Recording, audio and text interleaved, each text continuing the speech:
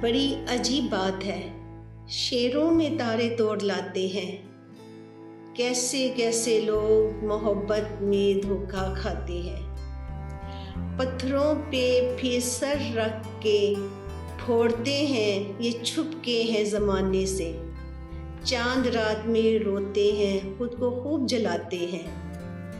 اداس نظر تڑپ کے وہ جلوے ڈھونڈتی، سردیوں کی رات جلا کر آگ کس سے یہ سناتے ہیں۔ پلکوں پہ آئے آنسو روک کے عاشق ٹوٹ کے ہار جاتے ہیں۔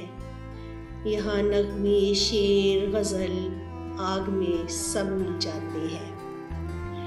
ہمت سے اپنی یہ ایک اور دنیا نہیں بناتے ہیں، افشاں یہ درد لکھ کے بھی دل کو سکون نہ دے سکے۔